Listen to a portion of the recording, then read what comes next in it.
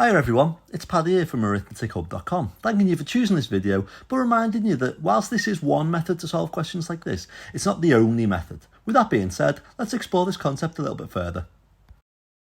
Hi everyone, so today we're going to have a look at algebra. Now algebra is this sort of idea in maths, and a lot of people think, oh, it's really scary and it's something that I really can't do, and it's definitely something that is the hardest thing that there is possible to do in maths. But actually, when we look at algebra, and we're going to take a look at it here, then I don't think algebra is that much of a challenge. It's just the case that we've basically replaced the letters with missing boxes, with missing values. Now we've done that a million times. We've looked at missing values when we've been doing fractions, we've looked at missing values when we've been doing addition and subtraction, multiplication. We are able to use the inverse to find missing values really confidently, and that's just the case of what we're going to do here. So let's talk about the questions that we've got so far. We've got A multiplied by B, add 5 is going to give us 25. But it's told us what B is. The value of B is 4, we have to work out what the value of A is. And then we've got 2A add 3 is going to give us 17. And we have to work out what the value of A is. So let's check in with our method. First things first, the method says annotate under letters to show their value, okay?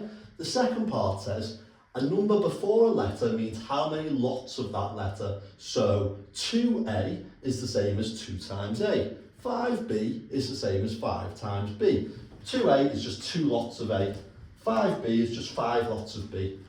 Part 3 says when crossing over and equals, do the inverse operation. So here's an example. A plus 4 is going to give you 12. So a number plus 4 is going to give you 12. Straight away what we might think is, well, if we were to see it as a calculation like this,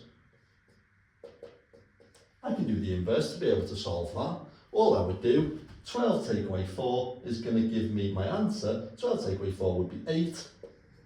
8 add 4 is going to give me 12, and then I can check that. Well, does that make sense? 8, 9, 10, 11, 12. Yes, it does. But when we're using algebra, what we can do is we can cross over and equal. So what we do is we bring this plus 4 across from here, and we put it on the other side of the equals. But all we do is we change the plus to a minus. So we've gone from adding 4 on the left hand side to subtracting 4 on the right hand side. We've done the inverse operation.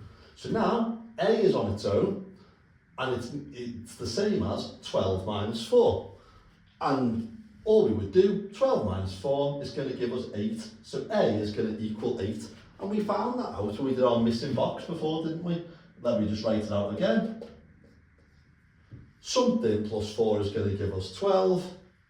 Well, 12 take away 4 is going to be 8. So we can work it out like that. So A being 8 would make sense for that. Let's have a look at these then. So, first thing it says to do, annotate under the letters to show their value. Now, we don't know what the value of A is, but B, we know, is 4. So, now all of a sudden, we have enough information to be able to answer this question. So we've got A times 4 plus 5 is going to give us 25. Now I'm going to get rid of A and I'm going to replace it with a missing box. Something times 4 add 5 is going to give us 25.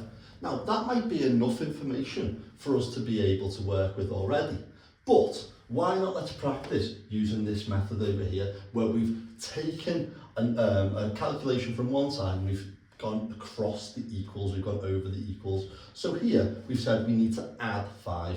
Okay, now it says here when crossing over the equals, do the inverse operation. So all I'm going to do, I'm going to rewrite this box as A first, and then what I'm going to do is I'm going to get rid of this add 5, and I'm going to take it over the equals and change the add to a subtract, because what we have to do is we do the inverse when we take it over the equals there like that.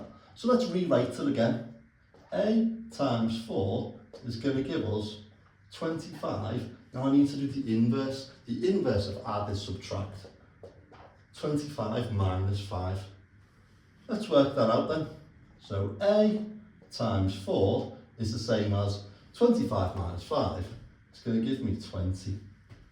Now let's look at this again. If I replace this A with a missing box, all of a sudden the calculation I've got is something times 4 is going to give us 20. I could work that out if I wanted to, just do my 4 times tables. 4, 8, 12, 16, 20. 5 times 4 is going to give me 20. Okay? But what I can also do if I wanted to is I could take that over the equals as well. So what I would do is I would say A, let's put this back to being A again. A is the same as, now I had my times 4, I'm going to move my times 4 over here and change the operation. So now rather than being a multiplication, now I'm going to do the inverse. So if I do the inverse of a multiplication, then what I'm going to do is a division, aren't I? So what I'm going to do is I'm going to say, this times 4 has moved to here, but it's changed from times to a divide. So A equals 20 divided by 4. 20 divided by 4, how many lots of 4 go into 20? 4, 8, 12, 16, 20. 5 lots of 4 go into 20. So A equals 20 divided by 4. 20 divided by 4 is 5. So A is 5. And the great thing about this is now what we can do is check it and see if it makes sense. 5 times 4 add 5 is going to give us 25. 5 times 4 is 20. 20 add 5 is going to give us 25.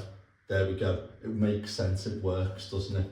Okay, let's have a go at this question. 2A add 3 is going to give us 17. Now, we don't have B in this question. All we've got is 2A add 3. So let's go with ourselves a little bit of space so we can see what we're working with. 2A, we've said, part 2 of our method says, a number before a letter means how many lots of that letter. So what we've got here is 2A is the same as 2 times A. So let's write that out first. 2 times A add 3 equals 17. So now what I would need to do is say, right, okay, what operations do I have over here? Well, I've got this add 3, haven't I? So let's move this add 3 over the equals. If we move it over the equals, we know we put it over the right hand side of the equals, and the add becomes a subtract. So let's rewrite it again. 2 times A equals 17 stays where it is, the add becomes a subtract. 2 times A equals 17 minus 3. So now we answer this calculation. 2 times A equals 17 minus 3 is going to give me 14, isn't it? Because 17 in my head, 16, 15, 14. 2 times A is 14. Again, if I replace this A with a box here, look how straightforward that question looks. 2 times something is going to give me 14. Again, I can count up my 2 times tables. 2, 4, 6, 8, 10, 12, 14. 2 times 7 is going to give me 14. But why not get into good habits with this, eh? So, we've said, one of the calculations that we've got over here, 2 times A is going to give us 14. So I've got this 2 times now, haven't I? So what I can do, leave the A where it is on its own. And what I can do is I can move my 2 times over to this side. So now, rather than doing a multiplication, which I was doing here, I need to do the inverse, don't I? So if I'm doing the inverse, I need to do the opposite of a multiplication. The opposite of a multiplication is a divide. So my 14 stays where it is, and now my times by 2 has become divide by 2. And then we answer this calculation. A is the same as 14 divided by 2. 14 divided by 2 is going to give us 7. So A equals 7. Let's check if that makes sense. 2 times 7 add 3 equals 17. 2 times 7 is 14. Add 3 is going to give me 17. 14 add 3 is definitely going to give me 17. So that works, okay? If you found this video useful, then I would massively appreciate you liking the video and subscribing to the channel. If you want to explore more methods or practice using the method we've looked at here, why not check out the teacher videos at arithmetichub.com. Arithmetic Hub has videos just like this on different methods, specifically targeting areas needed in Key Stage 2. There you can practice one particular skill or generate your own sets of calculations designed to challenge your understanding of all the topics covered in Years 3 to 6.